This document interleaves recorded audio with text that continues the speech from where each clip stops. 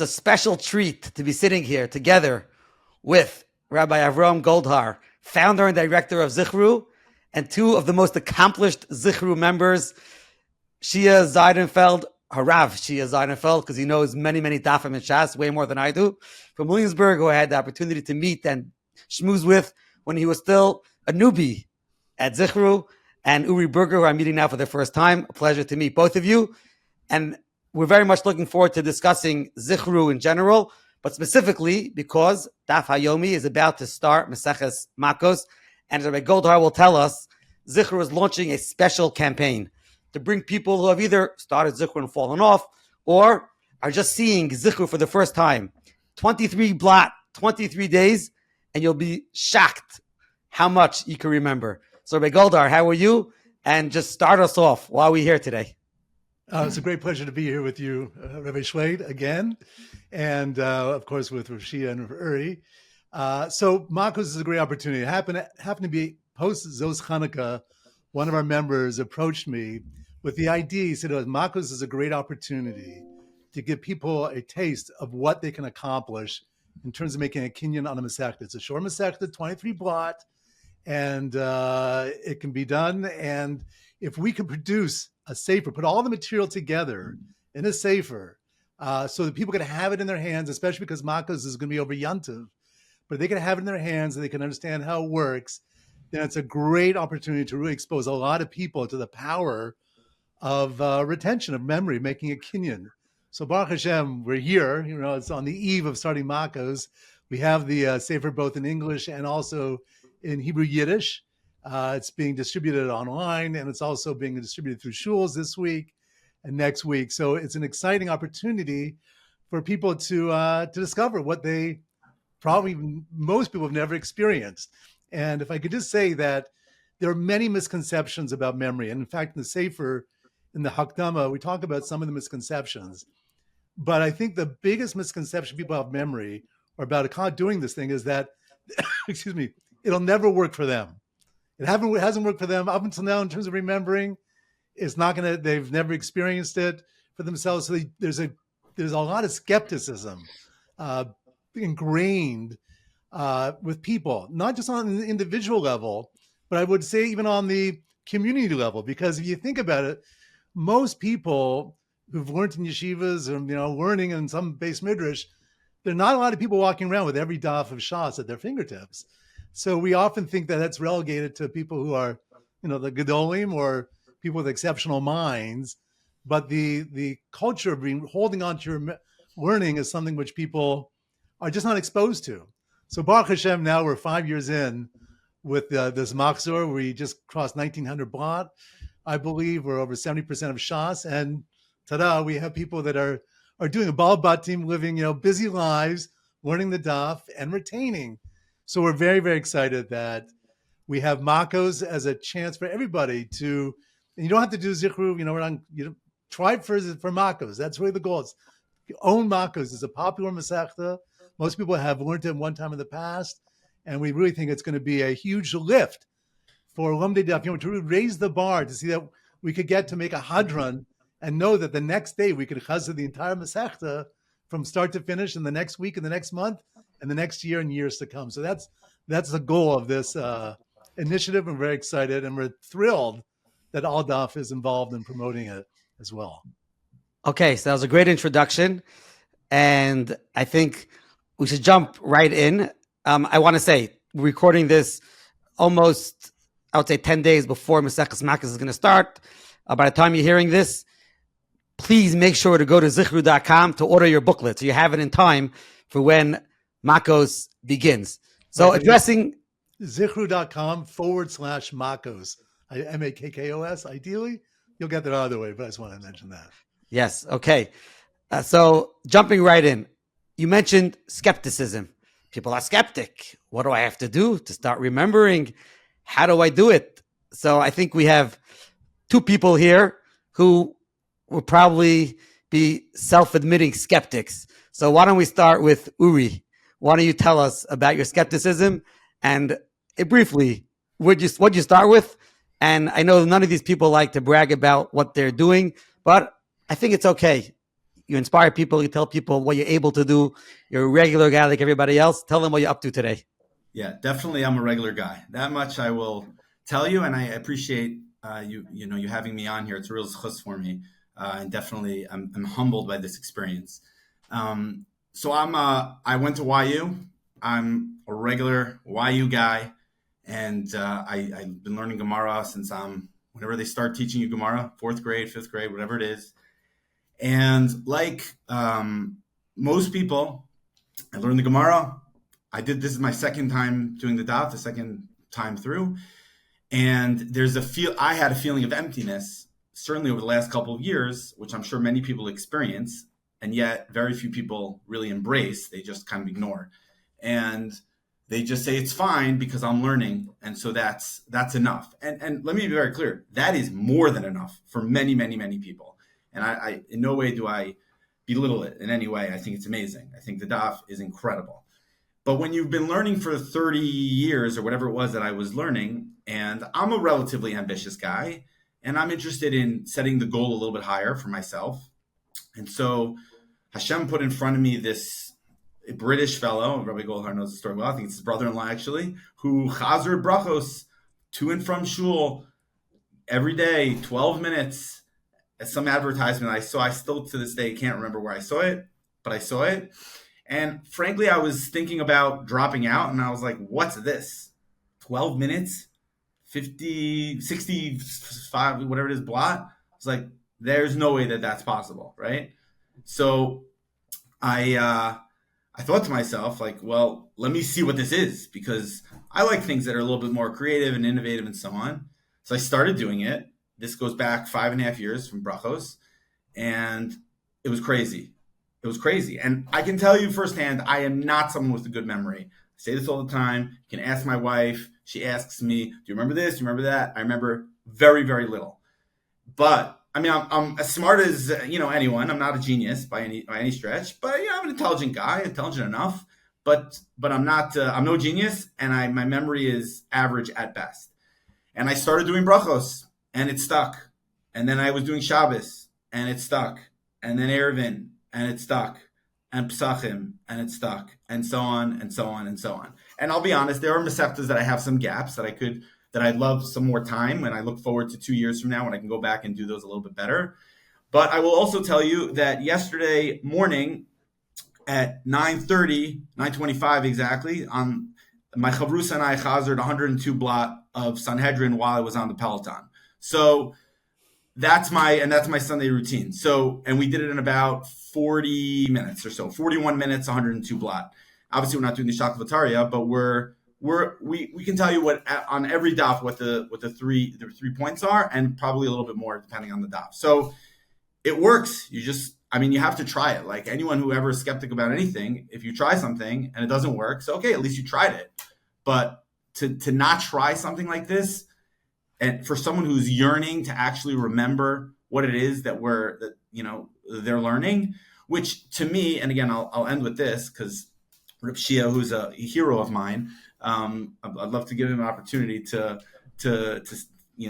share his insights. But I don't know why you look at me so quizzically there. But anyway, if you are learning for decades and a goal of yours is not to retain what you're learning, far be it from me to say anything, but maybe you should think about what your goal is, right? Because retaining your learning is amazing. I mean, I can tell you firsthand, I just feel like a whole different person. I tell people that Rabbi Goldhar, behind my wife, Rabbi Goldhar is the second most important person I've ever met in my entire life because he changed my life. That's incredible. Incredible. So one thing I'm taking out of what you said is that I'm blown away by the way you spend your exercise routine, but setting the bar, setting your goals higher. And even somebody who maybe we'll get to this soon and discuss a little bit more, who doesn't have that ambition or feel like they're missing something terribly in their lives because they don't remember everything they've learned, try it. You'll feel like a different person either way. Okay, so let's get to you, Reb Shia. Oh, first of all... One second. Wait, hold on. 1 second. Before we start, I always love saying over this story. When I met Reb Shia for the first time, and he was telling me he was looking at some of the Simanim, and I believe one of the first Simanim he saw was Tzad D or Tzaddik Test, depends how you say it, the Masechtas Psachim, and the Siman was Cheetah. And he says, I'm from Williamsburg. I never heard of a cheetah. I don't know what a cheetah is. You had to go to Google to look it up. And this is somebody who's going to tell us what his story is now with Zichru. And this is, by the way, it's 4 years, almost exactly 4 years that it happens. It was before Pesach. That's right. And it was that Tzaddik test. I want to first say two things about Rabbi, because he said on me, but I made the face because to everybody I talk, to be honest, I tell them I know a person very personally, even I don't know so personally. He doesn't have the best memory. It's a big challenge for him, but he stuck to it and he's doing it. And he gave a Zoom once, a training for new people. You have no idea the feedback I got from the Heimische Hasidische people. I was thinking everybody, I give the best drushes. I was like expecting to tell me that you're good. I'm not joking. So many people, that guy, the not Hasidische guy, he is so good. It's excellent. So I'm honest, people look up to you. So you can't stop now. So just this. But I started, yes, like 4 years ago, I started, it was Arab Suchum of Tzaddik test. I didn't give it a chance whatsoever. I was thinking it's not going to work. I'm not a young guy. I was learning. I tried everything. I did try. I did have the urge to remember what I learned. I tried chazura, a lot of things that didn't work out. And I gave up on it, and I decided it's perfectly fine. HaKadosh Baruch Hu it doesn't ask it for me. It's not for me. For me, it's perfectly fine. You learn, and you forget, and it's okay. That's the shmo. But then I saw on Old Daf, actually. Old Daf had an ad, something that's coming Pesach. You'll be by the Seder, and you can know Arab Psuchim. Like you go after, I was like, it's impossible. I was looking where I could pay for it because I was sure that it's like something that you pay for it. I was sure, but it was like for free, so I signed up. And it started Daf Tzadik test. A couple of days later, I got the email Daf Tzadik test, now Psuchim, and it was weird pictures from a cheetah. I didn't know what a cheetah is. And I was like, I'm not giving up the first second. I Googled it, and it came up, it's like a whatever. I still don't know. It's a cheetah. So I didn't know what to have to remember. If I have to remember the cheetah, I have to remember the strong man. I didn't know what to do. So after 2-3 blatt, I got a message from Rabbi that I want to disagree with Rabbi. He said the second person is the wife and then the Bavrum. I know my wife is not going to listen to all Daf. I'll be honest, the Bavrum is my number one person. Absolutely. But of course, in the Menashil, not in the Vabashil. But there's not a question. I always say the Bavrum is the biggest Rosh Hashiva in the world. If not yet, he's going to be the biggest one. It's not even a question. I mean, what he does, this program is revolutionary. So it sent me, was like, how's it going? He asked me. After 3 days, I had a headache. I told him it's very, very tough. I'm like, it's extremely, extremely tough. And he asked me why. So I explained to him that we, the Hasidic people, we learn the Gemara with English, it clashes. We can read English somehow. I mean, but learning English, it's like, it doesn't go. But he told me, don't worry about it, like whatever, don't worry about it, just do it. I can help you. So I did it, and when it came to the side, I'll go to that. I came to the cider, it was like, when I ate the kazaisim, in that 2 minutes, I did chazura on the whole Arab Psucham. I felt literally, it sees Mitzrayim. I had chills. It was like, when I said the Shechayuni, I'm not joking, I said the Shechayuni, I felt, I thank you for the Beshefer. I'm Shechayuni that I'm able, something that I was never thinking is going to happen. So I figured, I didn't talk to everybody about it because I was like, 20 blatt. What's going to happen after 50 blatt? So I made 100 blatt, then I will tell everybody. And when it came actually to 100 blatt, I started talking to everybody. I made a commitment that time that I'm going to translate it in Yiddish. I'm not doing it, but to find people. I had somebody, Fish, people helping out. And from there, the Yiddish starts, and Baruch Hashem, we like 4 years later, and there's a lot of Hasidic people that have also the opportunity to do it. So. Incredible. Rabbi Goldhar? Yeah, so I just want to say that in terms of the Yiddish division, we're very excited because we have a full Yiddish division now. That every day we're putting out the material with the Simanim that are appropriate, that fit culturally, and we have the Sefer. So it's amazing. In terms of skepticism, I got a call from one person. Many people tell me, "Oh, I don't have a good memory. I don't have a good memory. I don't have a good memory," and I usually don't really. I discount it because I know most people have never learned how to use their memory, so they don't think they have a good memory. But most people, their memory is remarkable if they use it a certain way. But I got a message from someone who was Messiah, I think it was Gittin, and he said I don't have a good memory. So I followed up. I spoke to him, and he said to me, I really don't have a good memory. He said I could not remember my sister's names until the age of 5. Until the age of 5. He's now holding, I think, 600-700 blatt, and he chazers, I think, while he swims, he does a 60-70 blatt every day of chazara. So, we are anybody who's on al daf, who's learning the daf, if they can remember what daf they're doing today, they can remember the 3 points of what they're learning on. And I go back to something maybe that was touched upon about people, where Uri had mentioned about people may not aspire necessarily. They don't have a deep pain they don't remember. Something that I think about, we call it, when you remember something we call it like the $1 million feeling. It's a great feeling. Oh, I saw the Daf test. I saw, it came up over here, here, and there. I mean, it expands your learning because now you can be ma'ayin b'davar and compare one thing to the next. So we call it the $1 million feeling. So my analogy is if I tell someone, listen, you could be a millionaire and they're making whatever their income is, but it's far from $1 million. Some people really want to become a millionaire, and some people, it's not like they're not driven. It's not going to do it for them.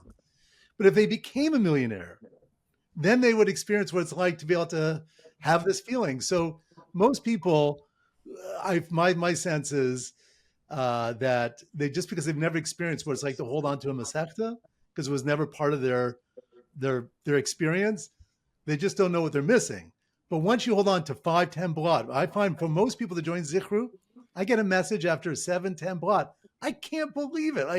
I can hold on to 10 blatt, and it's a huge thing because the experience of having that material in your head with instant recall is very, very thrilling and empowering. So, I invite, the listeners, people watching, just try it because you're going to get a feeling that of all the different great feelings in learning, like getting shot on something or figuring out a tosos, all great different feelings. This is going to be a different type of feeling, but it's a very powerful feeling that will fuel your other learning.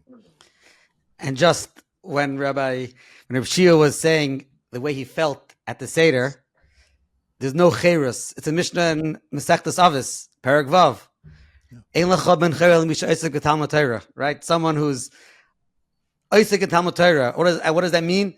Besides the actual toiling, when someone is able to reap and hold on to what he puts effort into, I can't imagine the feeling is a greater feeling.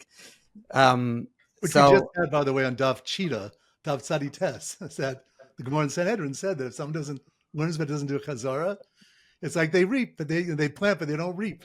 So in our Cheetah blot is where the Reya ve'eno kotzer. Right. Yep.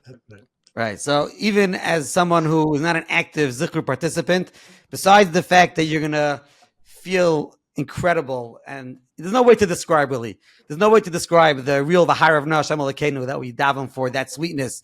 Right. Every time you do it, it's another level of geschmack, of acquiring Torah. But besides for that, I can't even say besides for that, joining the Zichru family, getting to know Rabbi Goldhar, the way he takes care of all the people that are trying to know blatt after blatt after blatt. I'm sure you both have mentioned how important Rabbi Goldhar is in your lives. We had a nusach, a Woodmere nusach, we had a Williamsburg nusach of how important Rabbi Goldhar is. But it's certainly someone who's there to take care and make sure that you get through the program.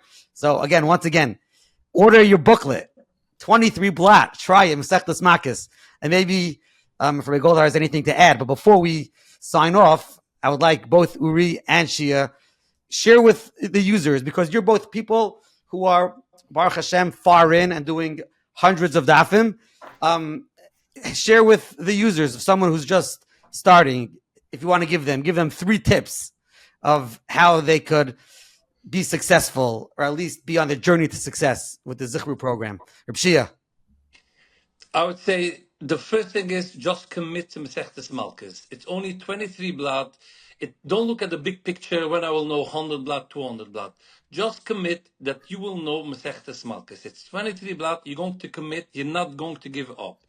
Number 2 is make a time. Make an exact same time every day, the same time that you're going to do the Zichru.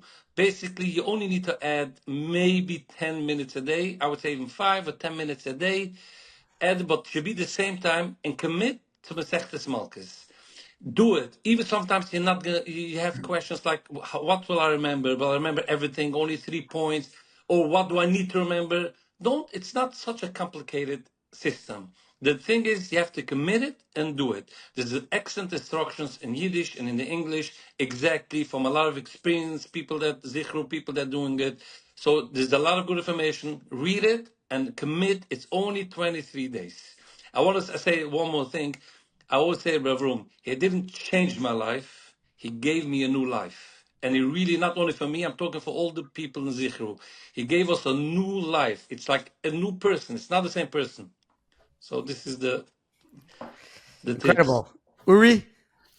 Yeah, so I would say just specifically in regards to tips when people are starting, because I want to acknowledge that it's a little bit of a different language initially, and people are either, let's say, either weirded out by it, or they're like, oh, this is not for me. Like, I have it always open, like when I'm in shul, so that people can see it. It's sometimes I'm learning it, but mostly I'm advertising for it, frankly, because I like when people ask me what it is, so I can talk to them after shul about it. And I think I've actually got a number of people that way. But regardless, Barry Leibowitz's mother, as an aside, sits on the balcony above me, and she always gets a lot of nachas from, he's one of the founders of the program as well. But anyway, so here's the 3 tips. Number 1, find someone to do it with. Ideally, if you can have a chavrusa to do it with, like maybe you're learning the daf already with somebody. If you have someone to review with, for the first week is fine. You could do it yourself, but you need, like anything, a hischayvus is really helpful. When I reconnected with a very old friend of mine named Jeremy Shiowitz, and I have four speed dials on my phone. My mother, my father, my wife, and Jeremy Shiowitz. That's it. And I speak to him every day, and every day we do 50 to 100 blatt, depending on what it is that we're doing. So that's number 1. Having a chavrusa to do with is great. I have other people that I do it with as well, but he's my everyday. Number 2, have fun with it. You don't have to be so rigid with what Rabbi Goldhar and the team provide. You could change it a little bit. That works a little bit better for you. So if it's a cheetah that's running into a house, and you'd rather run into a garden, or I don't know, whatever it is that makes it feel a little bit more resonating for you and helps you remember, because that's like a little bit, right? Just change it up. Nothing is so rigid. The goal is to remember the 3 points. And actually, the story, shockingly, always falls away.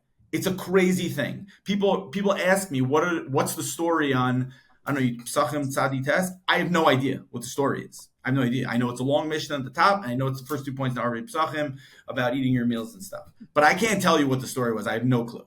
Okay? But I remember the 3 points on the daf. So don't be so worried about the story. Just make it work for you, and then go from there. And then the third thing I would say, and on that same point, just is to use the resources that are available to you. There's pictures. I don't know if there's going to be videos, but we've had videos in other Masechtas. There's audio. Some people are visual learners. Some people are audio learners, but you're able to utilize all those resources and see what works. I never listen to the audio personally because I'm a visual learner. I analyze those pictures and those videos quite a bit, but I don't really listen to the audio because I'm not an audio learner. It's just not how I retain information. I had a friend who just told me I'm actually an audio learner. I'm like, oh, so listen to the audio. And then number 3 is, and I think this is the most important thing, when you finish like 3 or 4 blatt early on, take a second and just realize what you just accomplished. Because so much when we're learning, and I can tell you this is a very powerful thing for me, and hopefully it can be empowering for anyone who joins the program. When we're learning, we look back and we finish the Masechta like, wow, we finished the Masechta. We don't take a second to revel and in what we just accomplished. And I will tell you that when you do a Masechta and you actually can tell what is on each of the dapim in each of the in the Masechta, it is an incredible feeling. And to take a second to feel that, to feel the Torah really emanating through you, is incredibly empowering. And that feeling, more than being able to say what the daf is when it comes up, because that happens all the time. At this point, when I stop and I take a second, I think about it. It's really like Hashem is really living through me with that learning. So I like everyone was saying, I encourage everyone to try it. It's life changing. I'm happy to provide my information if you want to put it down. I'm happy to help people in the sense that I can. But I can't speak. It's affected my family. It's affected everyone around me. It's made me into just a completely different human being in every way. So thank you. And that's incredible. Both of you, what you're sharing, what you just said, Uri, that taking time to feel and savor, like taste and really, really enjoy what you've done. It epitomizes v'chaye olam nota b'sochenu, right? It's literally, it's implanted within us. It's not something which is like we're here and the Torah is there. It becomes part and parcel, part of you, like we say, right? Shesulim b'veis Hashem, like you become planted. You're part of Torah Hashem. It's incredible to hear. So again, take on Makkos, 23 daf, 23 days, and Be'ezras Hashem next time. Besides these two people here, there'll be another many, many, many more, hundreds more. I'm sure there are many others who are already part of the program. There are many, many more. We only have room for two. We'll have to. Uri? Yeah, can I just add one last point? Because a lot of times the question that people ask me is, how long does it take to chazer 50 blatt, 100 blatt? And I just want to add, I neglected to mention this before. Any time that you use it on it, sometimes it could be time that you otherwise would have been doing something. Most of the time, it's time that you would have been doing nothing, like doing the dishes, like wrapping your tefillin, like walking to the train. Rabbi Shapiro from North Miami Beach, his words echo in my head all the time about you can become a walking base medrash because you don't need to do it in a base medrash. You can do it wherever you are. And once you have that, I mean, we were sitting at a chuppah, a friend of mine, until we were waiting for it to start. We chazered 50 blatt. This was last week. My friend Moshe Palevsky. So you don't need to commit actual time that you would have been learning something else. You can do it at other times. How much time? It depends on how much you're reviewing, right? But it doesn't need to be otherwise committed time. And I think that's a critical point here. Incredible. Okay. Rabbi Goldhar, wrap it up. Yeah, well, first of all, I want to say thank you so much, Rabbi Shwed. We started at the beginning. We met before the Makkos began. Barry and I, our co-founder Barry Leibowitz, tremendous hakaras hatov. You put the shir on the All platform with all the other resources, and that's where we got our foot. And you promoted Zichru, which gave the wind in our sails. And so we have tremendous gratitude for that. I just want to mention to people, when people talk about doing Zichru, like I will encourage people to start with the shir, regard whether you're visual or audio or however you learn. The shir, which is typically like just under 18 minutes, is built in. So by the end, you'll remember the 3 points. You'll review as built-in review. You'll review the previous 4 blot. There's a little quiz at the end. It's all designed this year. It's 5 parts, but within 18 minutes, it moves quickly, but you're going to walk out with the material at your fingertips so that after that shear, you can just go back to that blot numerous times during the day. So start with the shear. I would say for Makkos, do the shear to start, and then you have the written materials and whatnot. But I think the built-in review, kind of the Zichru experience, is first done. Do it with the shear. It's on the All platform. We have also the Zichru app, but it's there for you.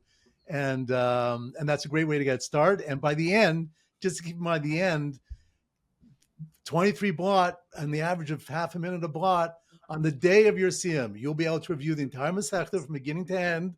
And the day after your siyum, after you say the Hadran, you'll be able to review the Masechta, and it's designed that once a week, at the very least once a week, a few minutes a day, you'll be able to review the entire Masechta moving forward. So Makkos will be yours forever. Learn it today, but remember it forever. Incredible, and thank you. Moshe, one thing I need you to promise me. I don't know, promise. In Meerschema the Sima Shas, we're going to do an interview in Yiddish. Ich kann machen ein Interview jetzt in Jiddisch. Oh no, Was darf stop. was Okay. darf man haben? Oh, okay, let's go. Okay, thank you very much. I appreciate the Oldaf plug. Yes, in a certain sense, I'm proud to say Zichru outgrew Oldaf. So as Rabbi Goldhar said, there's all kinds of resources on Zichru.com. Go to /Makkos to get the specific Makkos book. Zichru app, Zichru.com. And like Rabbi Goldhar said, if you're using Oldaf, which I hope you're using Oldaf, for all your learning, the shir is there. And that's the main thing, the shir. But for all kinds of extracurricular activity, there's a lot of material on Zichru.com. There's email that goes out every day. There's WhatsApp groups, all the regular ways people consume content. It's all there. Thank you very much, all of you, for joining us. And we all should have continued success in our learning.